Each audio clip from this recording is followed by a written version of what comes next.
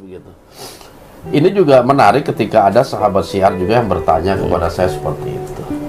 Dia ngeliatkan tayangan kemarin kok nggak salah itu, hari ini dia nanya gitu, sharing lah. Bagaimana ketika seorang muslim gitu, dia mempelajari ilmu-ilmu sihir, ilmu-ilmu sesat, apakah perlu dia untuk membaca syahadat lagi agar ilmunya itu hilang? Itu kan menarik gitu. Ya kalau kita lihat itu makhluk yang di Cijalu itu begitu baca, dia memang kan pertama karakternya kayak menahan rasa sakit, rasa segala macam gitu. Tapi ada satu momen ketika wasyhadu anna Muhammad dan Rasulullah itu langsung plong gitu kan, hilang.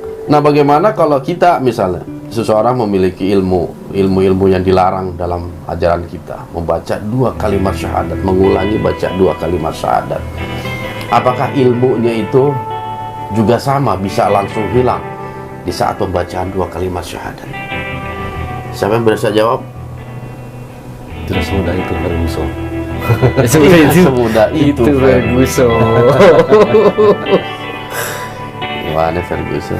Jadi kalau kita yang sudah muslim itu tidak bisa menghilangkan keilmuan yang kita punya, ya, yang seseorang miliki. Gitu. Karena apa? Bagi seorang muslim yang telah membaca 2 kalimat syahadat, ketika dia terjerumus terhadap satu perilaku-perilaku sesat, perilaku-perilaku yang memang menyalahi aturan Islam, khususnya dalam masalah keilmuan gitu, yang diperlukan adalah pengobatan dan taubat. Seperti itu. Beda ketika seorang mu'alaf gitu, seseorang yang baru masuk Islam, itu serta-merta semua dosanya itu gugur.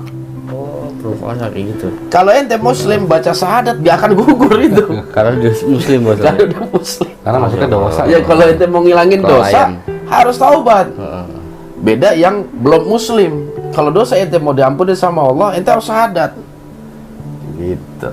Jadi ada 2 rangkaian syariat yang berbeda gitu. Jadi dengan membaca 2 kalimat syahadat, seberat apapun, sebesar apapun dosa yang pernah kita lakukan, ketika kita mengucap 2 kalimat syahadat, bagi yang non muslim lah untuk masuk Islam itu 100% hilang dan gugur. Seperti bayi yang baru dilahirkan.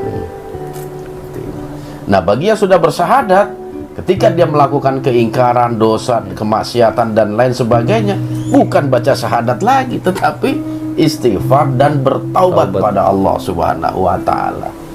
Dan ketika Allah terima taubat kita, itu pasti Allah akan hapus semuanya. Sama sebenarnya. Sama sebenarnya. Jadi kita jangan sebagai seorang muslim ya, jangan ragu. Allah nggak akan ampuni kita, nggak boleh kita punya sekecil apapun keraguan itu. Sebesar apapun dosa kita, seberat apapun dosa kita, ketika kita memohon ampun pada Allah dengan tulus ikhlas, Allah pasti ampuni. Karena apa? Rahmat Allah jauh lebih luas.